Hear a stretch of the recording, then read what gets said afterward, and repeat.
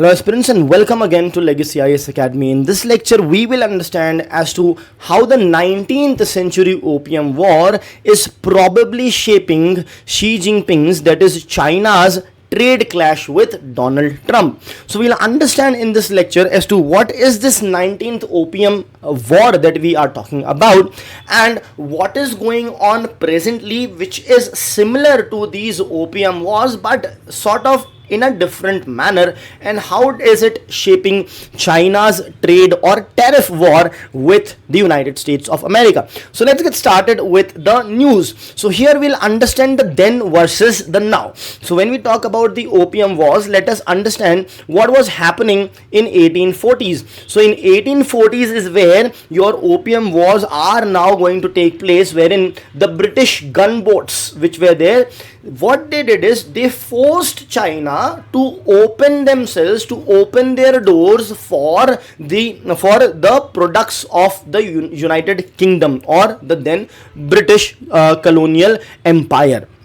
Now, the Chinese were not interested in it. So first the Britishers requested. Why did the Britishers requested? The Britishers were facing huge deficits. So Britishers requested that Chinese take their exports, means take their exports as imports into China, but the Chinese rejected that. Once they rejected that, then the Britishers used the gunboats and forcefully exported a lot of goods to China. We are talking about the gunboats which will have sort of gun-like structure, which are basically guns only, which will be having ammunitions and which can fire and kill and destroy the people in front of them, and the ships and other naval structure in front of them.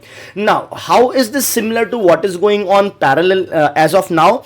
See, at that time the Britishers at the gunpoint basically forced China. Now instead of gunboats, USA is using the tariff as a tool to corner China and to force China into behaving in the manner USA wants it to behave. So what has happened? At that time it was the trade of the opium. Now it is about the trade of the microchips, the rare earth minerals, so on and so forth. So then also it was about the trade. This time also it is about the trade. The only thing is, at that time the tools used were gunboats. Now the tools that are being used are the tariffs. So let us understand what further similarities does it have, and what was the reaction of China at that time, and how is the reaction of China now? Is it similar? Is it different? If it is different, then why is that the case? Before we move ahead, a small announcement with respect to the new batches that have started and more upcoming batches that will be there, which will have a capacity of 40 or less students in order to have individual attention on each and every aspirant. You will be taught by the experts of UPSC Civil Services examination. Once you enroll with us, there will be a lot of advantages that you get. Some of them are listed here. For example, the comprehensive coverage of GS paper, one-on-one mentorship, which is probably the most important, along with of course the doubt solving, regular interactions with the educators. There will be daily mains answer writing practice, which will be key for your selection and also getting higher ranks. There will of course be the test series for prelims as well as mains. We follow a 360-degree approach for current affairs, wherein the entire week's current affairs are covered in live classes. So if you want to enroll with us, you can simply download our app, log on to the website, or call on these numbers. Now let's continue. Let's look at the 19th century context. So Britain, as I said, was facing massive trade deficit. Trade deficit massive means their exports were way less than their imports. So they will have to pay more for the imports than the amount they are earning for their exports, the foreign exchange. So basically they exported opium from India to balance the trade. Now they wanted to export this opium to China, but China resisted. Since China resisted, that's when Britain launched the Opium Wars in 1939-42 and 1956-60. Why they did that? In order to force China to open its market for the United Kingdom's exports. Now let us look at the 21st century context. So US elected their president. Donald Trump was once again elected as the president. Basically, one after getting elected, he revived the aggressive tariff policies and certain tech bans. Tech bans, as in it banned a lot of Chinese tech companies like the Huawei, etc., and increased the tariffs a lot to the extent of 145%. Now, what was the trigger? The trigger was Donald Trump said that USA is having a huge trade imbalance, means huge trade deficit. That means USA is spending a lot of foreign exchange, but USA is not getting similar amount in return. Not foreign exchange here, because dollar is quite a hot money and is prevalent, so foreign exchange will not be a problem for USA. But the problem is they are buying more from the world than they are supplying to the world. That was his concern, at least with respect to so many countries, including China. So that was the reason that was given. Now China did not stay quiet this time. See, at that time China did not have as such a huge army and all those things, whereas UK and other European countries were equipped with naval capacities, etc. But now times have changed. USA is a nuclear power, China is a nuclear power, military might, all those things are there, and no one wants a full-blown out war.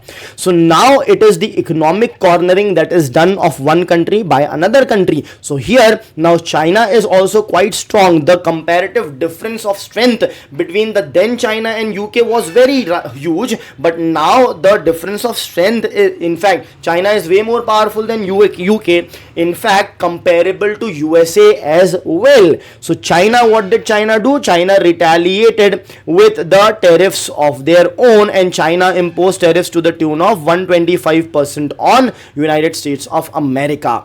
So that is why the response is different. It is calculated and retaliation is clearly visible. Now let's try to put a parallel. At that time the dominant power was Britain. Now we are talking about USA. That was his industrial hegemon. This is a post-industrial superpower. So at that time Britain was trying to force China. Now USA is trying to force China. Remember, in both the cases it's the Western country that is trying to force an Asian country. Rising or resisting power at that time was the Qing dynasty of China. Now you have the People's Republic of China under Xi Jinping. The method used at that time was military force. Now it is the economic force. What was the objective? Market access. Now here also similar objective of market access, supply chain control. Outcome was what? Colonization. Now there is no colonization as such, because both are powerful. So you have a tariff war that has actually started. So now at that time both conflicts emerge from hegemonic anxiety. Hegemonic anxiety means at that time UK wanted to dominate the world. Now USA wants to dominate the world, and they feel that the power may be taken away, so they become anxious and panic and take even extremist measures as well. Now both involve the West attempting to discipline an Asian country, that is China. Now here trade becomes the theater of power. Basically at that time also trade, now also trade. Now this presently what it is happening is it probably echoes the century of humiliation that China faced at that time. So China again is faced with this at that time also was faced with the question of sovereignty and openness. They don't want to open, and they had the sovereign right not to do so, to take decisions of their own. Right now also sovereignty is important, and to protect that sovereignty they are not going to be shaken by such measures. Now if you look at the present 2025 trade war, as we discussed, Trump imposed tariffs peaking at 145%, China imposed it to 125%. As I said, some of the tech companies were blocked. So the Chinese tech giants that were blocked are Huawei, BYD, CATL, so on and so forth. They were blocked from getting any USA contracts.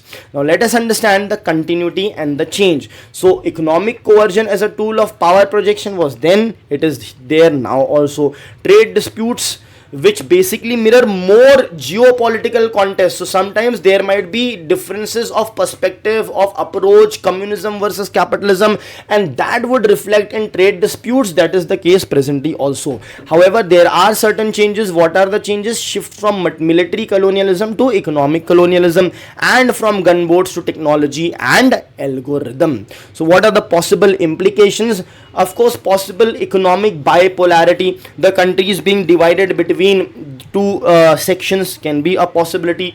Global South realignment can happen. The countries in the global South, the third world countries, the developing countries, can combine together against the Western world. Technology has now become the new opium, the new thing that is being traded. And but the thing is, even in today's world, if these kind of things are happening, then there will be question marks on organizations that like World Trade Organization, which talks about fair trade practices. Thank you.